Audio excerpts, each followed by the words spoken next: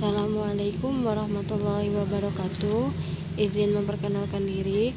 Nama Siti Amalia Nurfitriani Afandi, tim 20 11 335 kelas HES 4A. Yang terhormat kepada Ibu Eva Fadila SHMH selaku dosen pengampu fikih muamalah 2. Baiklah teman-teman, langsung saja. Di sini saya akan sedikit memaparkan tentang beberapa materi. Yang pertama al-ariyah, yang kedua riba, yang ketiga konsep khiyar menurut Islam.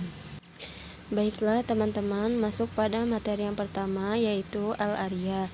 Ariyah menurut bahasa yaitu pinjaman, sedangkan menurut istilah ada beberapa pendapat dari berbagai ulama. Yang pertama menurut Hanafiyah, yaitu pemilikan manfaat secara sia-sia. Kedua, menurut Malikiyah ialah keuntungan sendiri dalam waktu tertentu dengan tanpa imbalan. Ketiga, menurut Syafi'iyah yaitu ariyah adalah diperbolehkannya mengambil manfaat dari seseorang yang membebaskannya, yang mungkin dapat mengambil keuntungan serta mempertahankan zat dan wujud barang sehingga dapat dikembalikan kepada pemiliknya. Dan yang terakhir, ariyah menurut Hanbaliyah adalah diperbolehkannya untuk menggunakan zat tanpa imbalan pinjaman dan sebagainya. Selanjutnya yaitu rukun al-ariyah.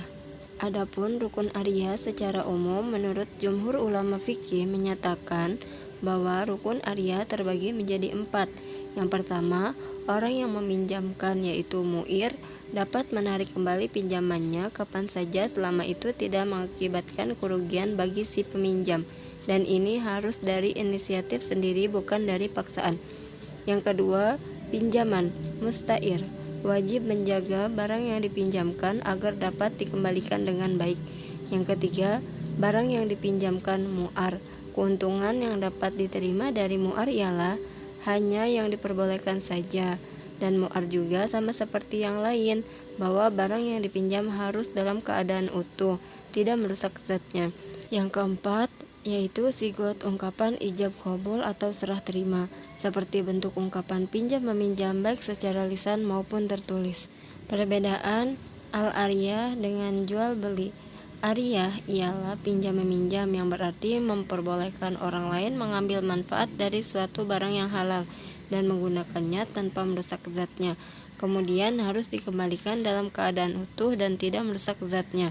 Sedangkan jual beli adalah si penjual memberikan barang yang dijualnya dan si pembeli memberikan sejumlah uang yang setara dengan harga barang tersebut. Lanjut pada materi yang kedua, yaitu riba. Riba secara linguistik menurut orang Arab sebelum datangnya Islam, riba artinya bertambah atau berkembang, bisa juga diartikan meninggi.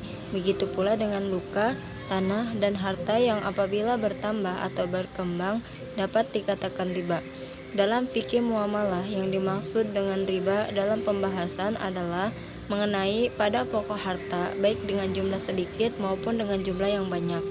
Dasar hukum riba terdapat dalam Quran Surah Al-Baqarah ayat 275, yang artinya sesungguhnya jual beli itu sama dengan riba, padahal Allah telah menghalalkan jual beli dan mengharamkan riba. Jadi sudah dijelaskan oleh Allah Subhanahu wa taala secara jelas dan tegas bahwasannya riba itu hukumnya haram. Adapun macam-macam riba, beberapa ulama menyebutkan bahwa riba secara umum terbagi menjadi beberapa macam. Yang pertama yaitu riba nasiah atau penundaan, yang kedua riba afdal atau penambahan, yang ketiga riba iyad, yang keempat riba qardoh, dan yang kelima riba jahiliyah. Baik, kita lanjut pada materi yang terakhir, yaitu konsep khiyar menurut Islam. Khiyar dalam arti bahasa berasal dari kata khiyar yakhiru khiyaran wa khiyaratan, yang artinya memberikan kepadanya sesuatu yang lebih baik baginya. Menurut istilah kalangan ulama fikih, yaitu mencari yang baik dari dua urusan baik, berupa meneruskan akad atau membatalkannya. Said Sabiq memberikan definisi khiyar adalah menuntut yang terbaik dari dua perkara, berupa meneruskan akad jual beli atau membatalkannya. Selanjutnya macam-macam khiyar.